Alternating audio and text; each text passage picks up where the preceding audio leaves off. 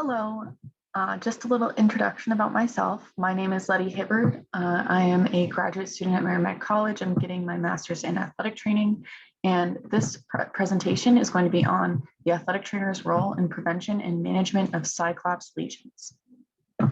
So my abstract here, ACL surgeries are increasingly more common, particularly in athletic populations. Cyclops lesions are rare, but they are also a preventable complication of surgery. Understanding Cyclops lesions can improve patient outcomes as well as decrease healthcare costs, which are some of the primary goals of athletic training. So during this presentation, my objectives will be to define Cyclops lesion, to describe the clinical presentation of a Cyclops lesion, identify the risk factors for patients that develop Cyclops lesions, identify the barriers to desired outcomes perceived by the patient, understand the impact of Cyclops lesions to the patient and the healthcare system, and determine a proper management of a Cyclops lesion. I'm also going to summarize the role of an athletic trainer in prevention and management of Cyclops lesions.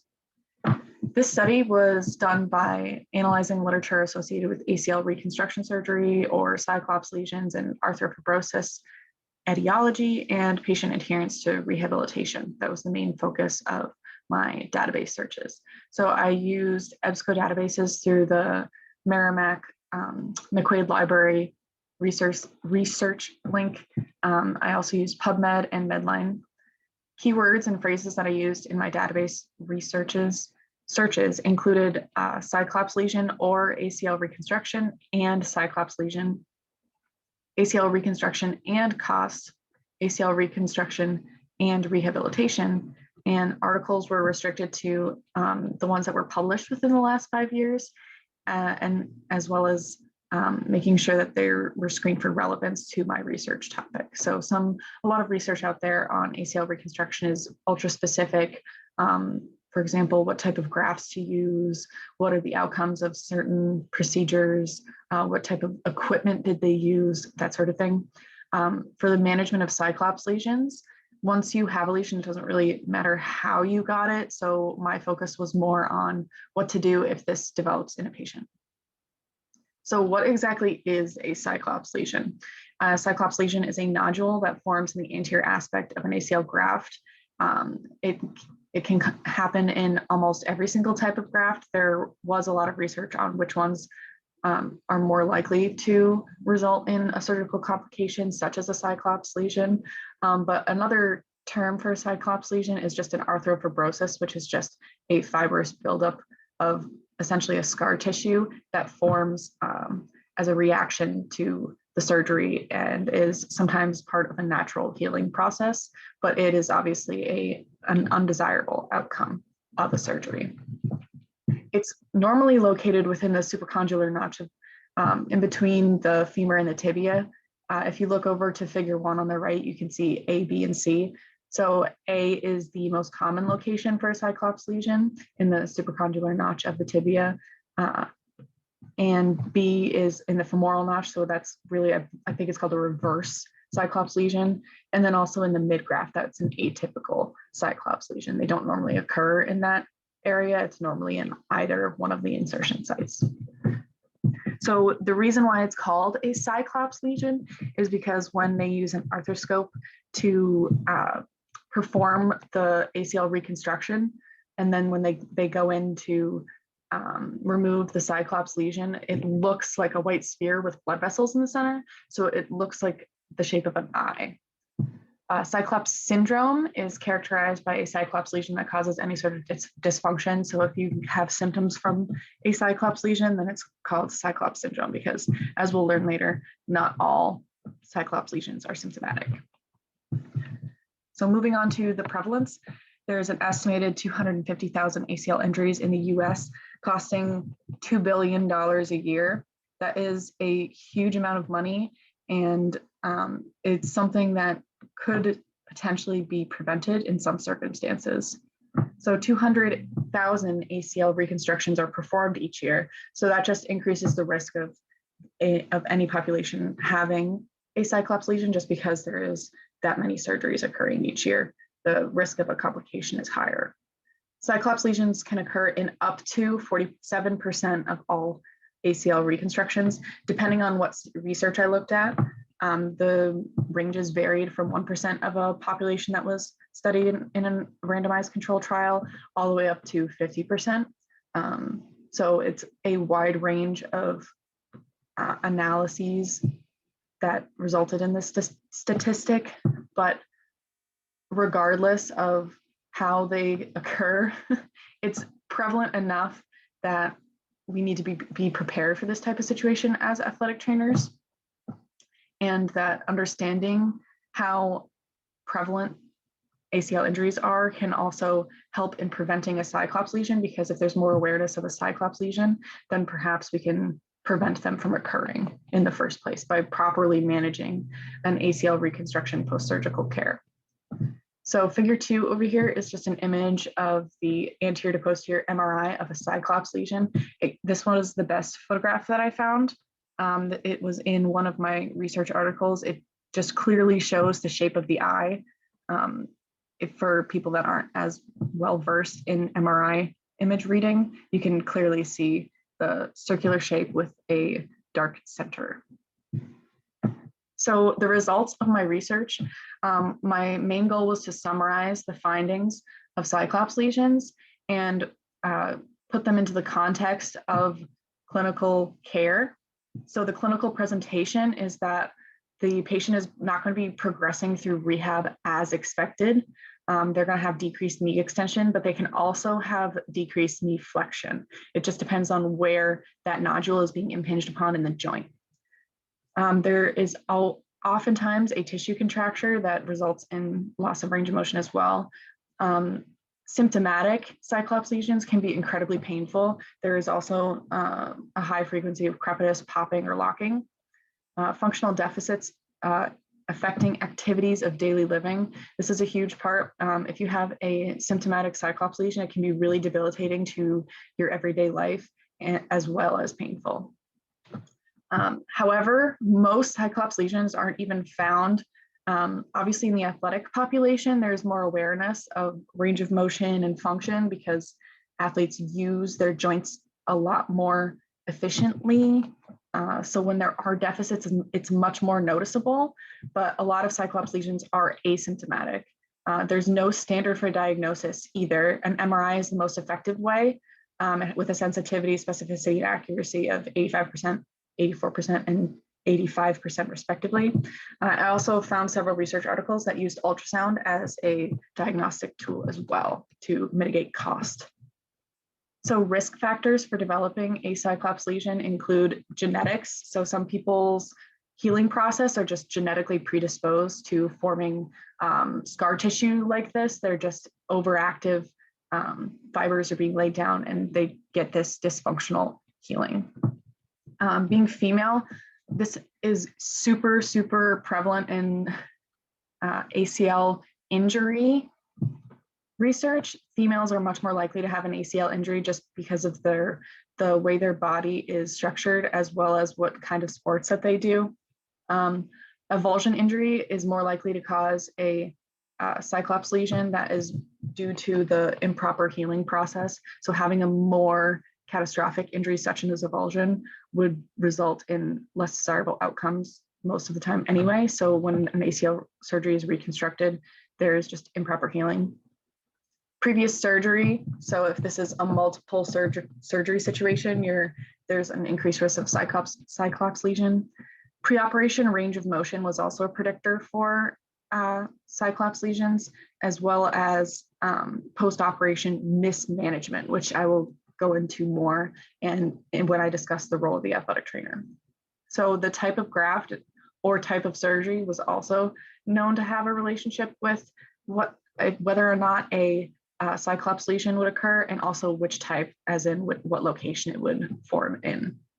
Adherence to treatment was a huge component that goes hand in hand with post-op mismanagement, as well as access to care, which is, again, another huge factor that athletic training can address. Perceived barriers to the patient include the relationship with their clinician. So this is a huge one in athletic training. We have the unique ability to see our patients almost every day and actually spend a significant amount of time with them, as opposed to a physical therapist, which a lot of the time is limited to only a few minutes and your relationship is not as strong because you're not seeing them as often. Lack of time. So the patient themselves, if it's a college athlete, for example, they just don't feel like they have the time to put as much effort as they could into their rehabilitation. Again, also with like a regular population where someone might have work and they can't make it to the clinic every single appointment. Lack of organization. This is more on the clinician side. If you're not organized and having clear communication with your patient, then you're not going to reach the goals that you have outlined. And psychological barriers. This is more of a factor when it comes to the rehab process itself, where an individual might not feel as though they're prepared to do the exercises during the rehab process. And this is also something that athletic trainers are trained in managing as well. The treatment plan for a Cyclops lesion, as soon as it's been discovered and diagnosed, like usually by an MRI, a revision surgery is scheduled, which would either be an arthroscopic debridement, which is a closed surgery, or an open debridement where they open up the entire joint, or a total knee arthroplasty. Preferably, if this occurs less than 12 weeks after the primary surgery, so sooner the better, there are better outcomes associated with the prognosis of a Cyclops lesion if the surgery is performed sooner rather than later.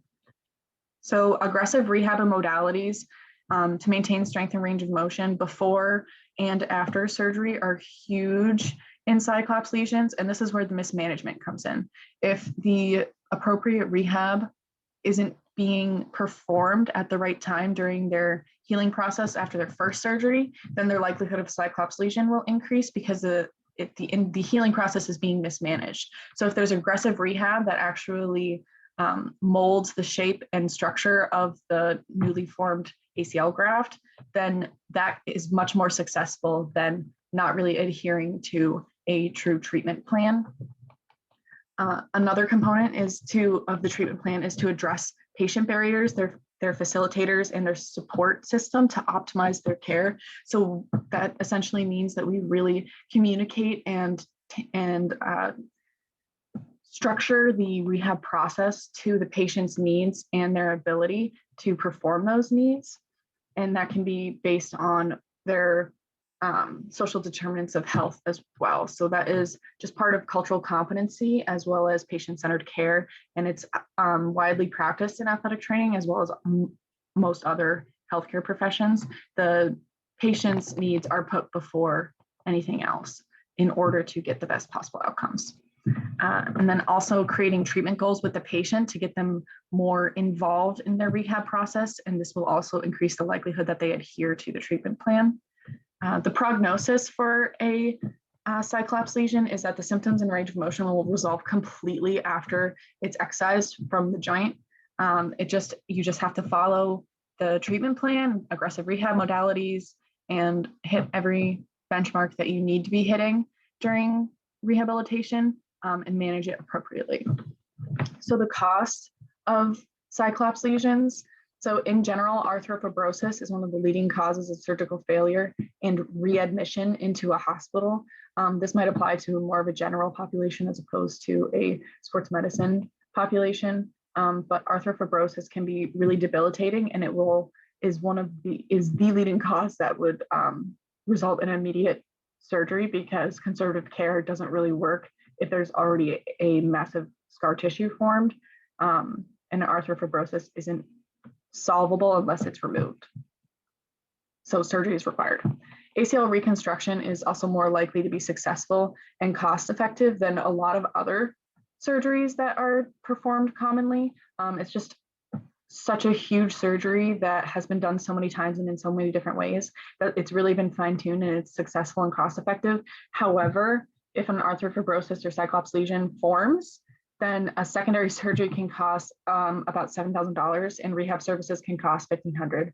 So this is where athletic training can mitigate the cost of these services. We can reduce the burden on the healthcare system and on our patients because the rehab services can be performed in an athletic training facility as opposed to a PT setting. And for student athletes that we work with now, they basically get free rehab So getting rid of some of this cost is a huge role that an athletic trainer plays in any injury and in any surgery and in any aspect of healthcare.